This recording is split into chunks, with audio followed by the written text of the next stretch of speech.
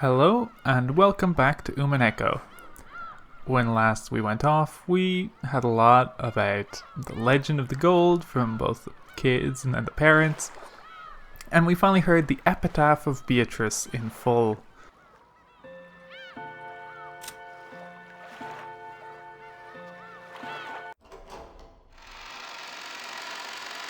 And we're going to dig into the epitaph a little bit because the kids are going to be talking about it on the beach. So, on the 10th twilight, the journey ends, and you reach the Golden Land. You really are diligent, Maria. You did a good job writing this all down. Ooh, I forget a lot, so I always write things down. Mama told me to.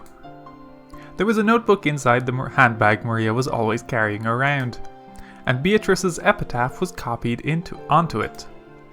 Thanks to that, we were all able to challenge the puzzle of the epitaph while walking down this beach. Jessica and the rest had already tried to solve it several times, and had already gotten bored with it. However, since this was a first for me, I was so excited that I couldn't stop. It really tickled my sense of adventure. Let's start with the first line. Behold the sweet fish river running through my beloved hometown. Where was grandfather's hometown again? I heard that before the war, the Ashuramiya family had a mansion near Odawara. Which makes you want to know which Sweetfish River flows through Odawara, right? Yeah, cause that river would be the starting place. Anyone searching for the Golden Land would head down that and search for the key. What's this river in Odawara? Does it have sweetfish swimming in it? If you're looking for sweetfish in Odawara, it'd have to be Higurashi. It's famous for its mountain stream fishing. Ooh, I hate fish. Maria, you'll understand when you get a bit older. Lick, lick, lick, salty roasted sweetfish. Yummy. Even though we just ate, I'm getting hungry again. Shall I bring you a biscuit? Huh? Oh, sorry, that's not what I meant. Don't mind it. Shannon-chan was faithfully keeping us company since she didn't have any afternoon chores for a while. I would have thought that, since she's a servant, accompanying us would force her to take care of us and tire her out. But that didn't seem to be the case for her. On the contrary, she seemed to enjoy joining in on a conversation with people close to her age. When I asked, I heard that she was the sort of worker whose room and board were supplied by her employer. So normally the only person close to her in age was Jessica. Yeah, I can imagine how that might be pretty dull. Okay, so I get that the sweetfish-filled river near Odawara is Higurashi. In that case, we've got to go down it. Do you find anything if you head down Higurashi River? If you follow it downstream, you'll arrive at the ocean. Of course, you reach the mouth of the river. And the third line of the epitaph was, as you travel down it, you will see a village. By the way, since long ago, the mouths of rivers have been key points in transportation, and large cities tend to be built there. That'd be the next checkpoint. That's a pretty good theory. Just like you guessed, there's an old city there that was very prosperous in ancient times. That's where Odawara Castle is. I think I might have gone to Odawara Castle on a field trip once. It really was a wonderful castle. Yeah, I also went there. Even though I live in a Western-style house, it's true that Japanese people feel calmer with a Japanese layout. Ooh. Castles are boring. Theme parks are better. Ooh. I see. Okay. If we find the gold, the Great Battler-sama will generously reserve a whole theme park for a day and let you play in it. Still, Odawara Castle, huh? The hidden gold of Odawara Castle. Oh, it's actually starting to sound pretty good. Well, we figured out that much 2 years ago. The village down the river where the sweetfish swim in Odawara? We figured it was probably somewhere near Odawara Castle. The problem is the next line. Okay, let's see where Battler's strange reasoning can take him. Jessica grinned broadly. She seemed to be implying that she would have solved the puzzle long ago if it was that easy. Damn it. I'll definitely find it and keep it all for myself. The fourth line. In that village, look for the shore the two will tell you of. I don't know what it means by the two, but anyway, the shore. What does it mean by the shore? No, wait. Is there any place near there with shore or kishi in its name? I've heard there's a place called Soga Kishi in Odawara. Huh? Wow. You sure know a lot about it. Hehe, what could that mean? Shannon-chan, are you trying to solve the riddle and get the gold too? That makes us rivals. It's not like I'm interested in gold. It's just that George-sama told me about it before. That's because we reached the same conclusion 2 years ago. We even went to the trouble of laying out a map and looking it up. It was about 5 kilometers to the north of Odawara. We definitely found a place called Soga Kishi there. However, after that, we get stuck. The fifth line doesn't say where the key is hidden in that place. Maria-chan, could you read it for us? Ooh. There sleeps the key to the Golden Land. Ooh. I could read it. Soga Kishi is probably large, and there wasn't ever any house built there by the Ashuramiya family. Not much we can do to find a key in such a vast area without any hints. You're right. And without the key, we can't advance to the next line. George Aniki, what kind of place is Soga Kishi? Let's see. I've never been there, so I don't really know. But according to the map, it's in the mountains. I'm pretty sure it was at the base of Mount Asama. Something doesn't feel right. You'd expect a riddle pointing the way to a hidden gold to be a bit more exact. I get the feeling that even the part about Soga Kishi was a mistake. Well, I think it could be Soga Kishi. It could be talking about some house that grandfather lived in when he was a kid that we don't know about. After all, the first line mentioned his beloved hometown. Shannon, you've served grandfather alcohol and stuff lots of times, right? Hasn't he ever talked to you about his past? The master almost never speaks of the past. However, he talks of the Great Kanto earthquake as though it was someone else's story. So he may have been living far away from the Kanto area. The Ashuramiya family may have been living in Odawara, but not all of the branch families were. Grandfather often called himself part of a branch family, the least connected to the successor. And that means the beloved hometown might not even be Odawara at all. I've never heard anything about grandfather's hometown, and I doubt he'd actually tell me if I asked. If the so-called beloved hometown isn't referring to the Ashuramiya family's roots, then the Odawara theory is wrong from the beginning. Of course, this doesn't completely remove the possibility that it was Soga Kishi.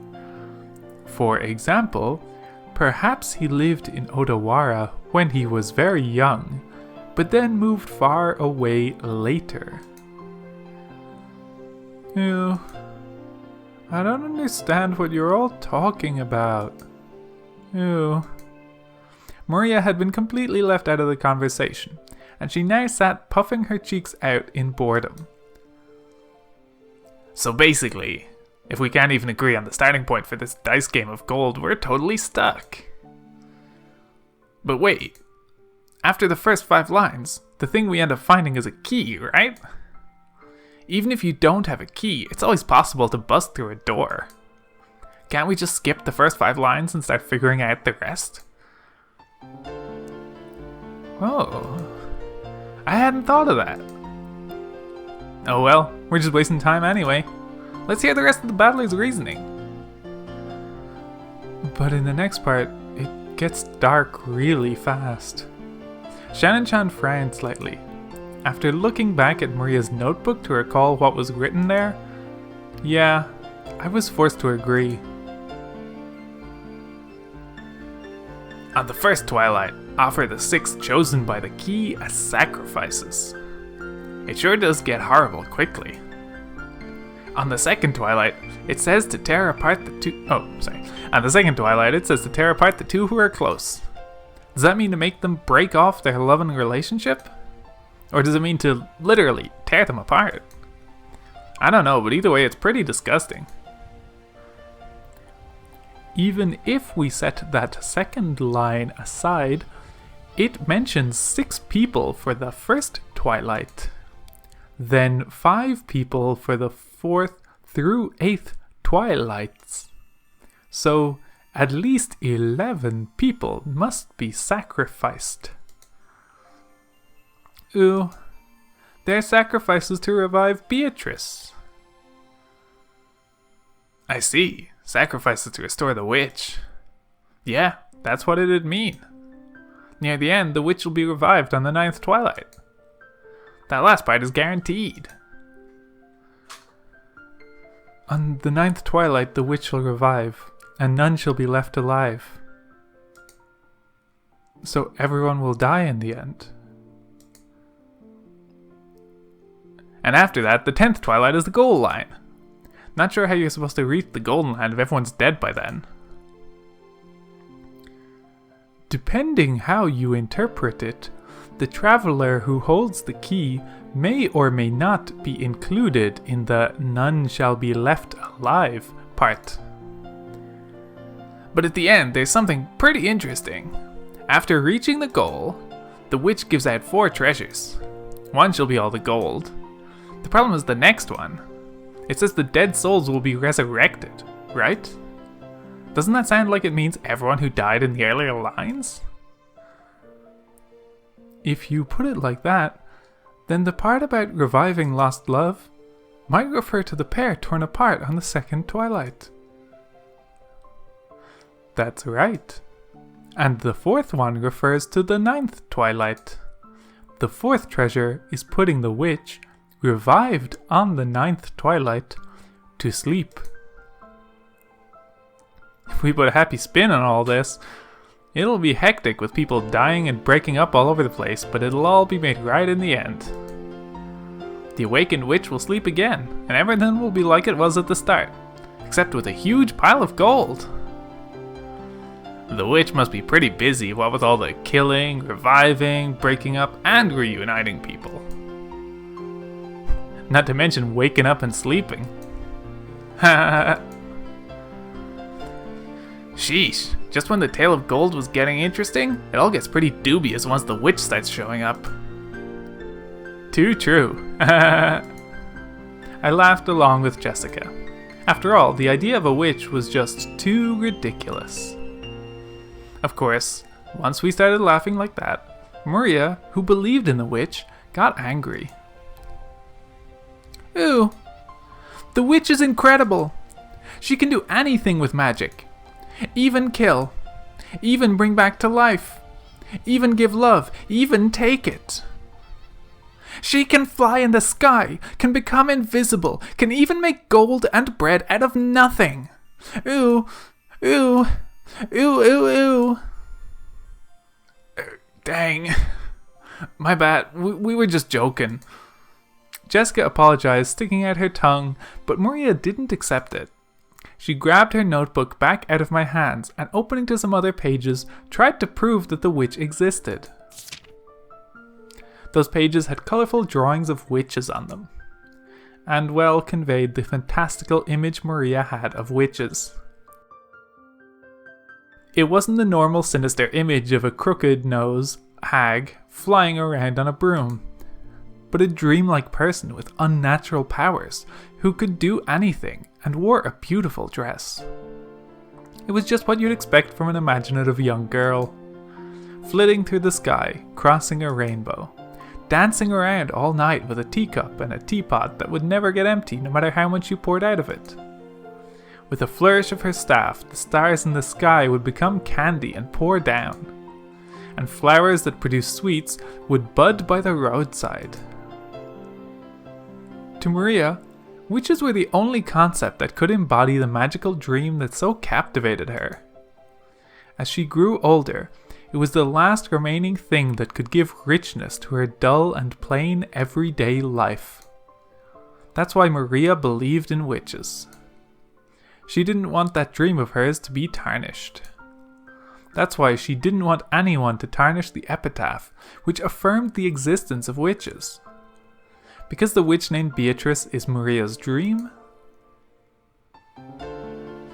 To Maria-chan, the epitaph isn't a guide to the hidden gold, but magic to revive the witch. So it was the single link between Maria and the witch. Maria was very angry and clung to George Anarchy.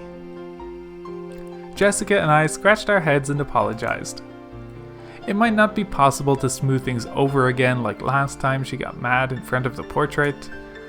Maria didn't seem willing to be easily consoled.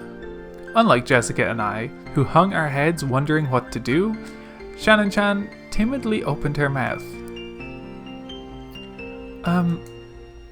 Maria-sama, did you know? There's a ghost story about Beatrice that has been passed down amongst the servants. Who? Yeah, that's right. Shannon, tell us about it. I don't really know, but it's apparently pretty famous among the servants. What is this? A ghost story? Yes. It seems it's a story from before we were born. I also heard about it from my mother.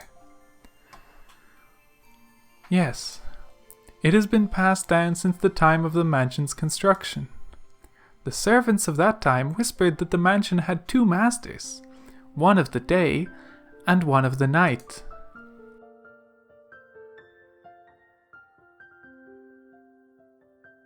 The tale that Shannon told was just like a typical campfire ghost story. If there was a forest with a witch living inside it, then of course the witch would come pay the mansion a visit from time to time.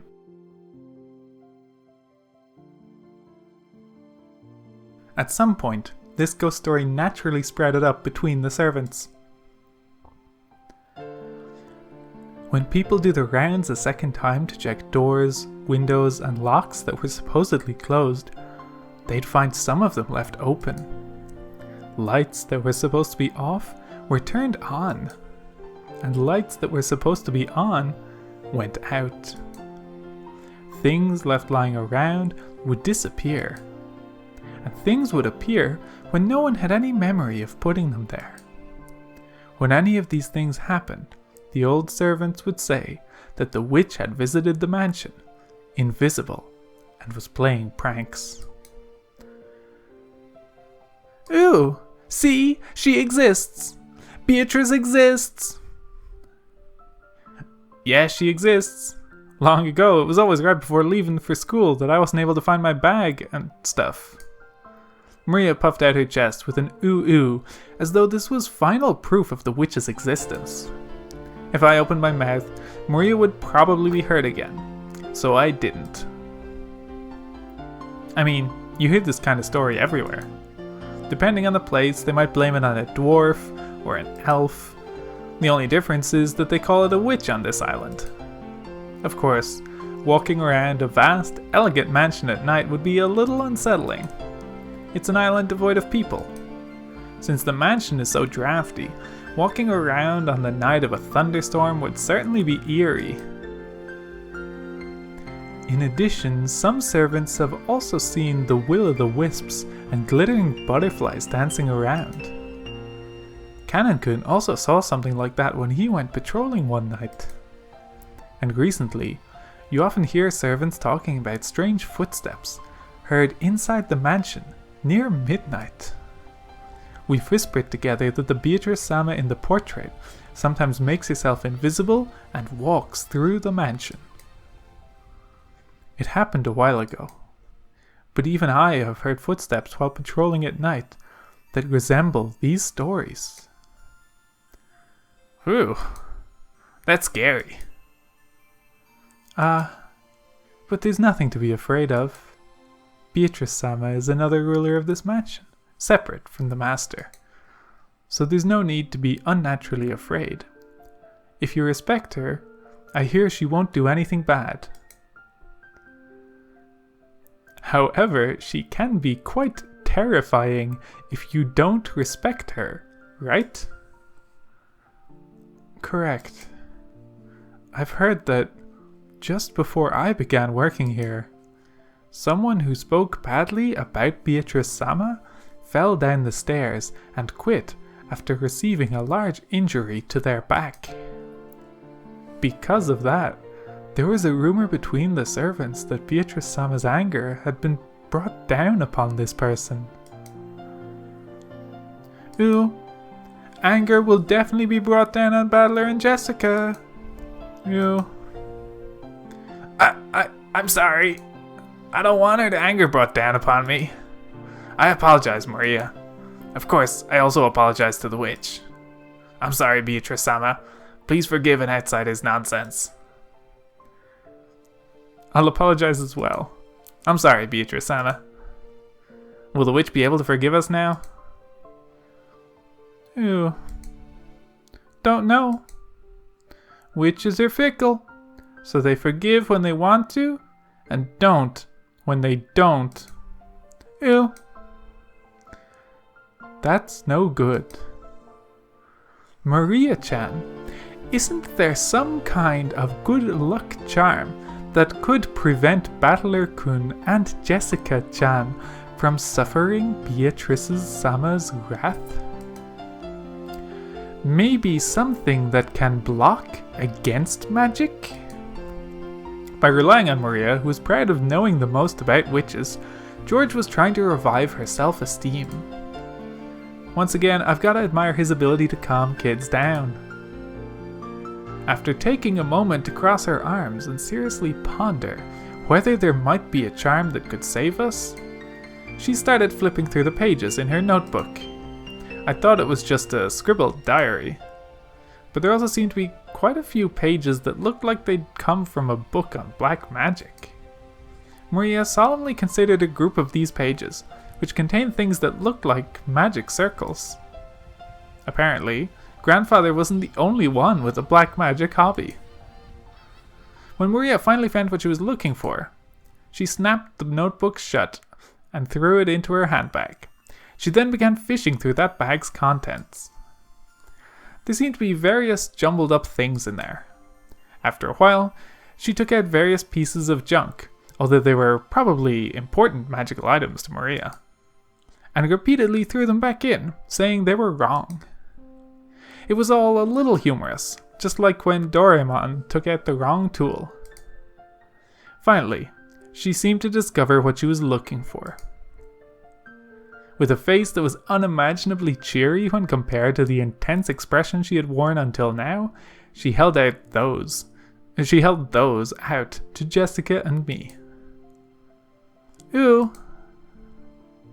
I grabbed it and saw that it was a very cheap-looking charm.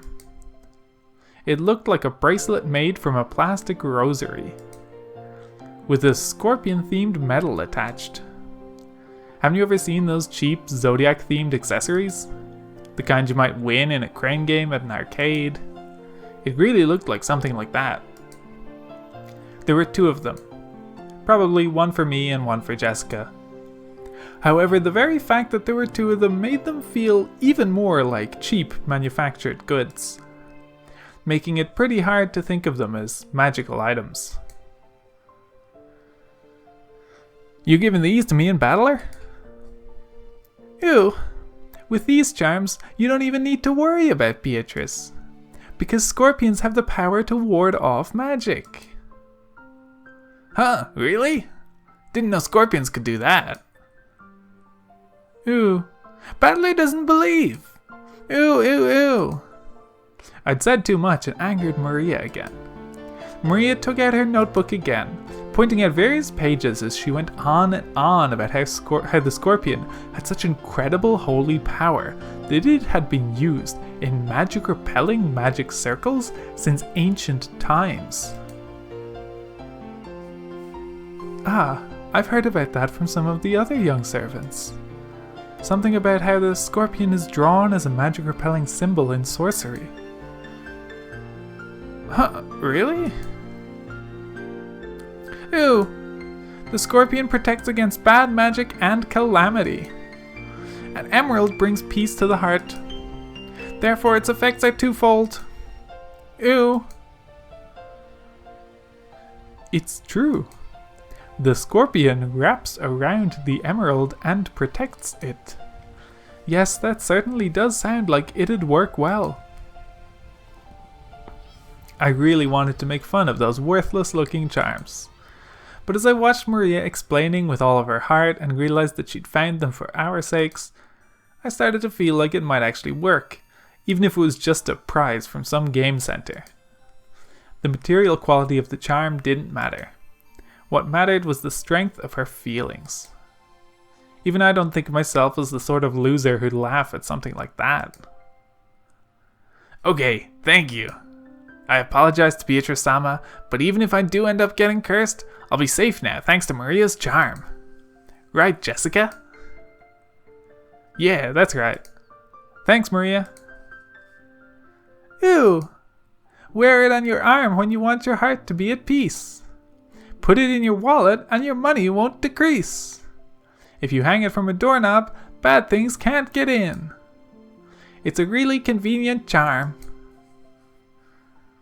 What an incredible effect. If Maria-sama gives it her confident seal of approval, then surely it must be reliable. Shannon-chan clapped her hands together and Maria stuck out her chest. She was totally in a good mood again. It's probably best if we let her lead the conversation a bit longer, if it'll keep her in such a good mood. Come to think of it, she looked a bit bored when we were getting excited about the hidden gold, probably because she couldn't keep up.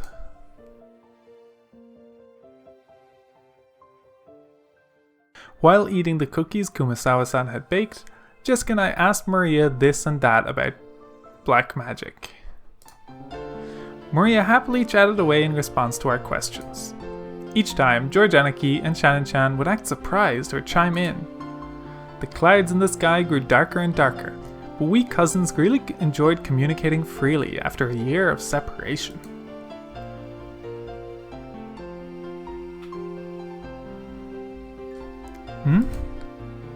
Did I just feel a drop on my forehead? Huh? I wonder. As George Aniki rubbed his forehead, he looked up at the sky. Considering the color of the sky and the dampness of the air, it wouldn't have been odd for a raindrop to hit him. The wind also seemed to have grown a bit stronger. Who? I didn't feel a drop. Only I didn't. Ew. Don't worry, neither did I. Anyway, I'm sure it'll rain so much tonight that everyone will get to feel plenty of raindrops. That's right. Maybe we should head back soon. Shannon-chan looked down at her watch. It was probably well into the evening by now. Is it already time for you to return to your work? Yes. Thank you very much for allowing me to enjoy some time together with you all. Tell Kumasawa-san wrong voice. Tell Kumasawa-san thanks for the cookies. Okay, everyone, help out with the cleanup. Shannon-chan declined our help, saying that this was a servant's job. But picking up a dropped fork before the waitress has to is like my purpose in life. We folded up the blanket, gathered up the trash, and helped clean everything up.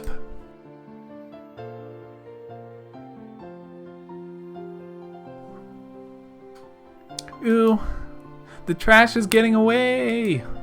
Ew. I won't let it escape. I'll grab it before Maria does.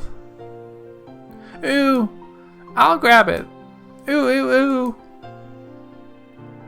Maria, don't get your shoes wet. You'll get in trouble.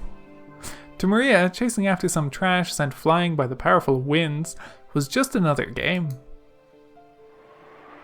By the time we finished, the wind was blowing pretty strongly. Probably a good time to head back. You've all helped me out a lot. Thank you very much. It looks like you're really out of time. It's okay if you head back first. Georgianiki perceived from her hurried appearance that very little of her free time was left. Genji-san's very strict about time. If you don't show up where you're supposed to be at the right time, I bet he'll be pissed. We'll see you later. Do your best with your work. Yes. Then if you will excuse me. After making a respectful bow, Shannon-chan hurried towards the rose garden. Okay, let's head back to the guest house. We can watch TV or something and relax a little. Ooh! Wanna watch TV? Ooh! Then it's decided. Let's all head back and watch TV together. Maria, who wasn't done having fun, agreed once television was mentioned. We climbed up the gentle stairs and returned to the rose garden.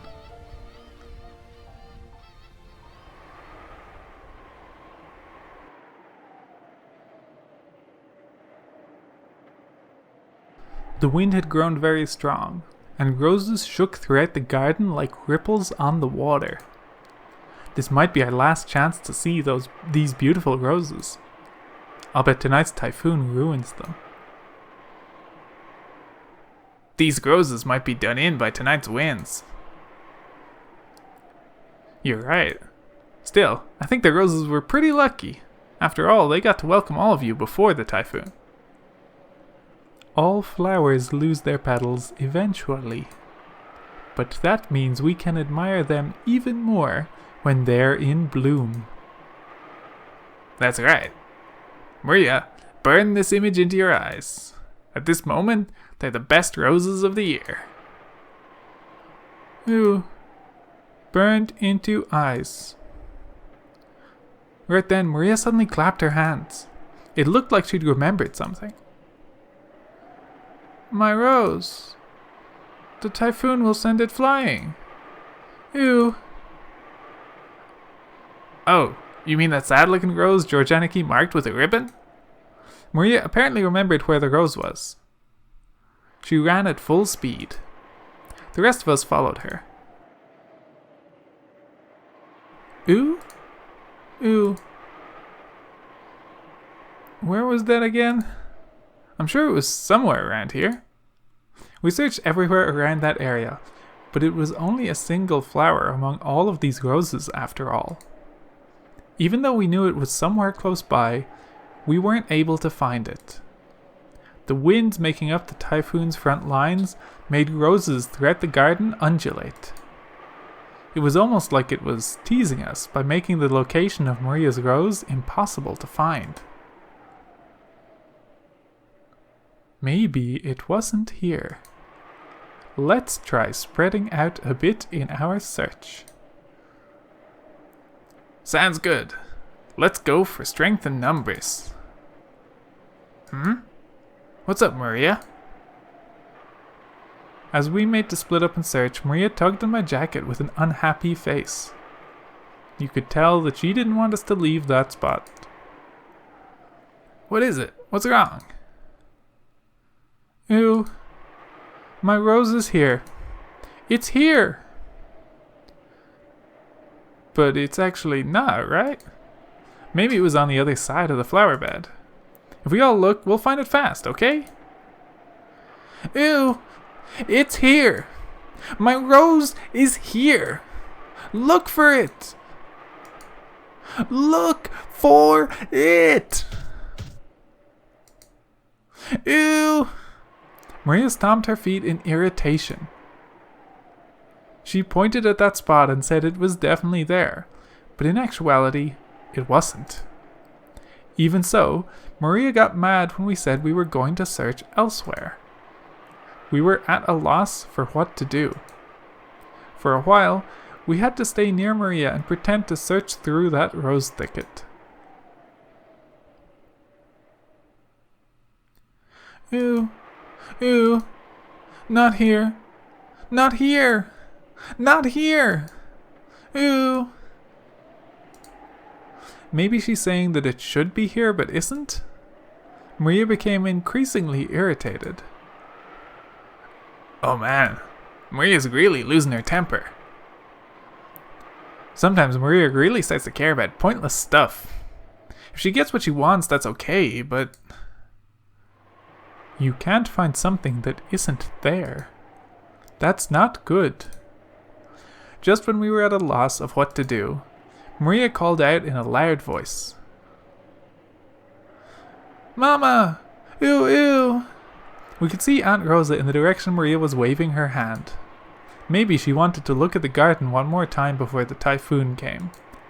Or maybe she had some business at the guest house. Aunt Rosa was coming from the mansion. She quickly noticed her daughter's voice and came over. My, what's happened, everyone? Are you looking for something? Look for it! Mama, you look for my rose too!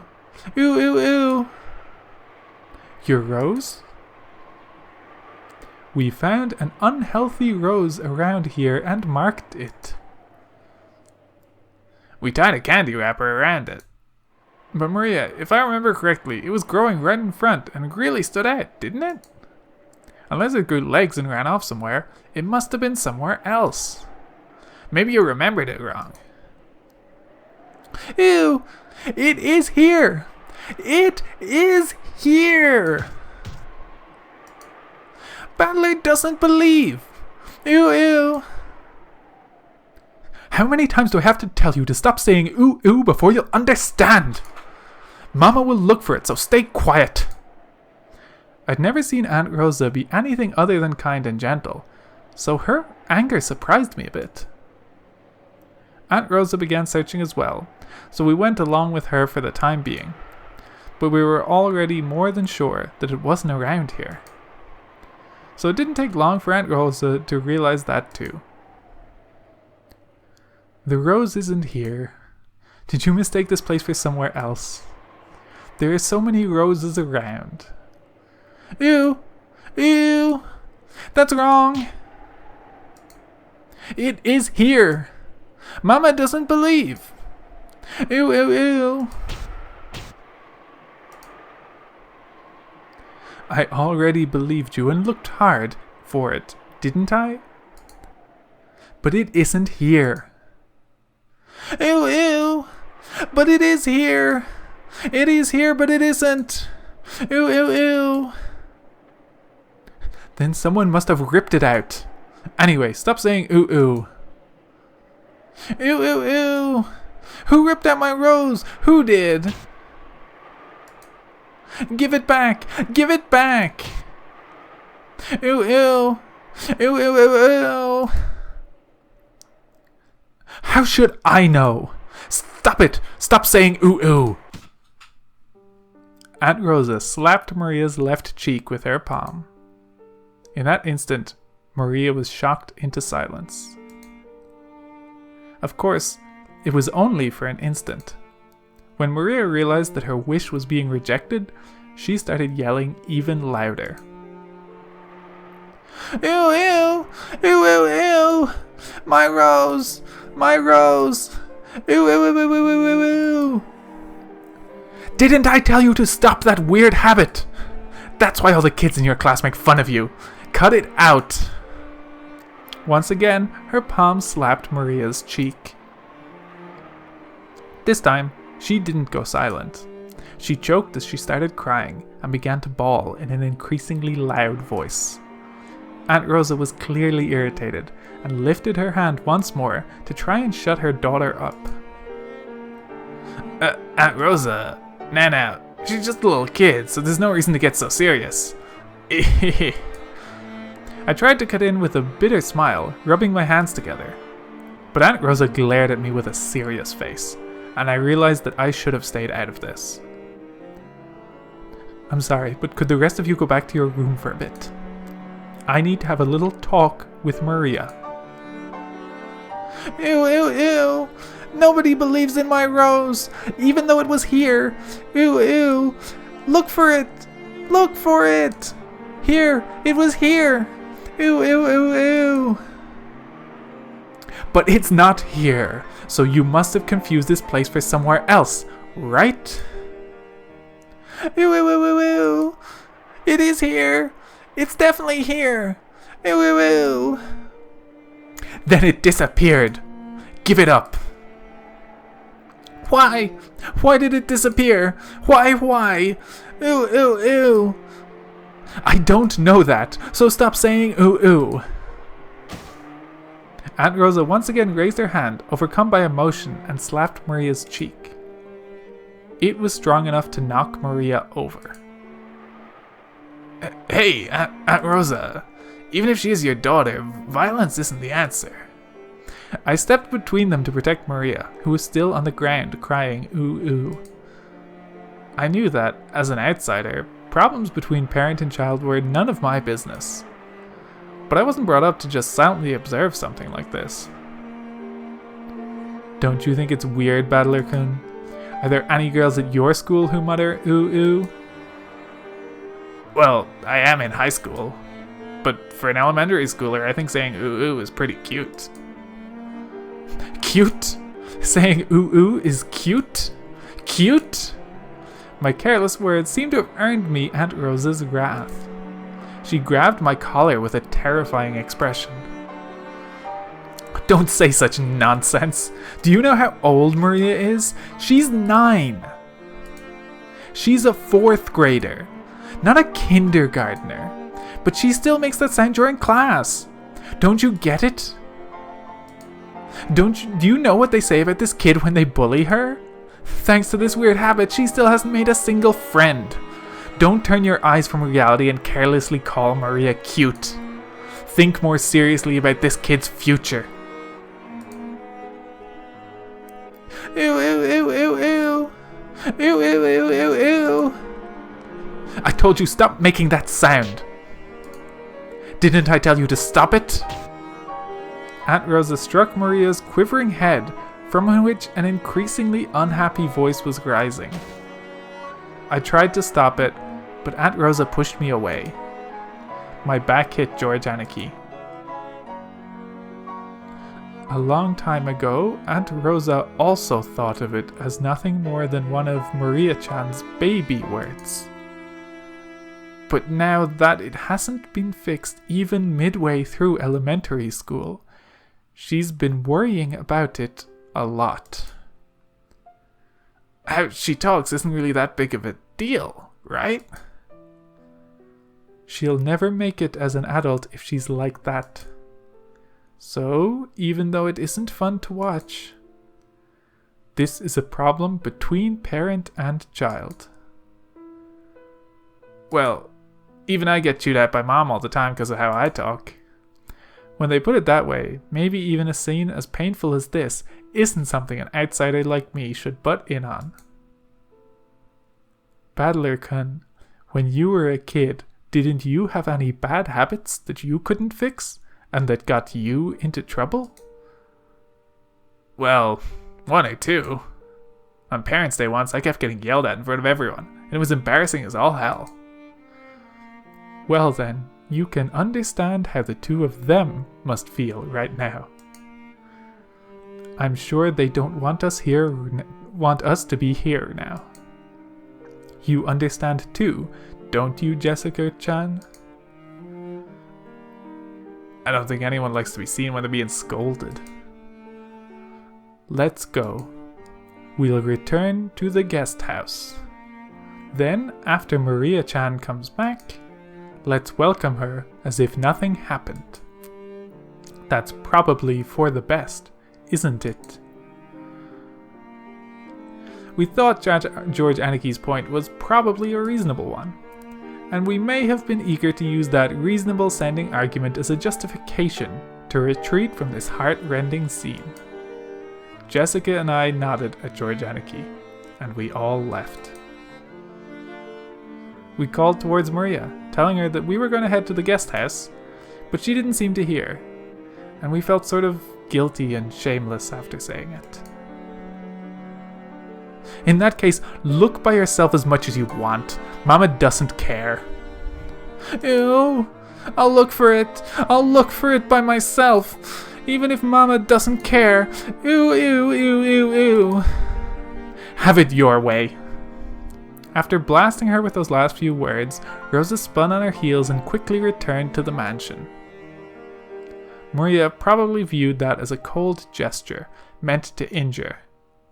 But that wasn't Rosa's intention. It was because the hand with which she had so emotionally struck Maria's cheek was still numb.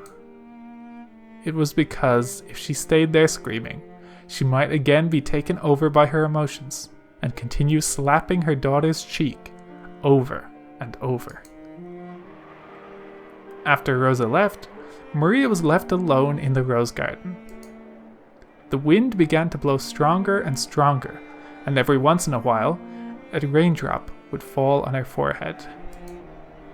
However, Maria couldn't leave that place.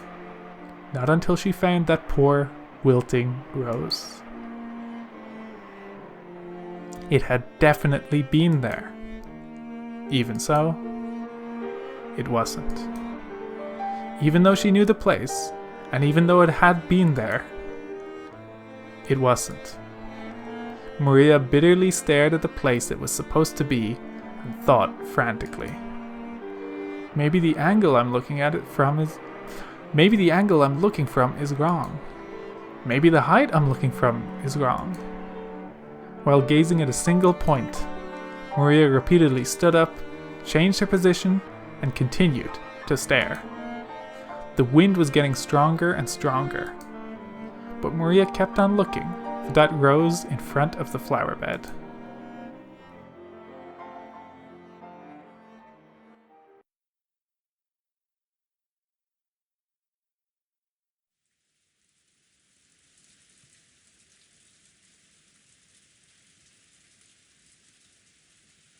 Kinzo noticed the sound of the raindrops beating on the window.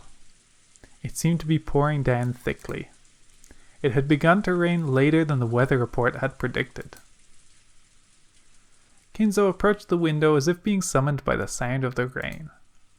The sound of rain is a sound of silence. That sound feels quieter than any silence, and makes humans remember that, in the end, they are alone, from the moment they're born to the moment they die. "You're late, Beatrice." Were those words directed at the rainy sky? There was no one to be seen in the direction of Kinzo's gaze. "Well then, let us begin. Let us begin our banquet of miracles. This island has now been cut off from the world. Now there are none who can interrupt my ceremony. There are many fitting sacrifices for you. 4 of my children, 3 of their companions, 4 of my grandchildren, me and my guests, and my servants. You may devour as many as you please. The key of fate will select the sacrifices in accordance with the demon's roulette. If that roulette chooses me, even I will become your sacrifice. However, because of that, because I will bet on such madness, I will most assuredly bring forth a grand miracle. Come, devour to your heart's content. I will achieve victory over that roulette. Yes, I'll put everything on the line. First, I'll return the inheritance of the Ashuramiya family. Accept it.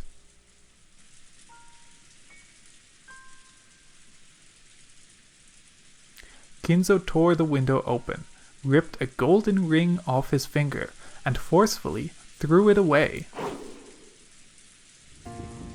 At that time, the sound of thunder rang out, giving the illusion that the lightning had accepted the ring.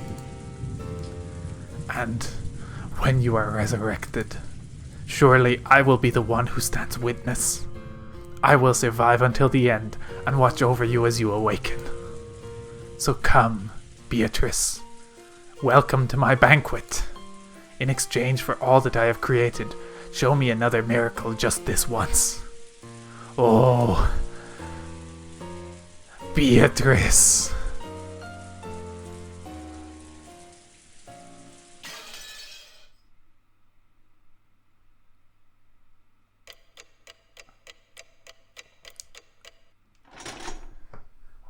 So we might stop there. I think that's going to come out as a relatively short episode, all things considered. But that's a good point to stop. Dead on 6 o'clock. And a lot of stuff has happened. Oh, poor Maria. Oh god, and it's going to be more poor Maria, I think. Okay. No, it's not. We're not back to Maria yet. But I think this next bit will also be lengthy enough that it's not going to fit in at the end of this episode. So until next time, when we will get to so until next time, thank you for watching.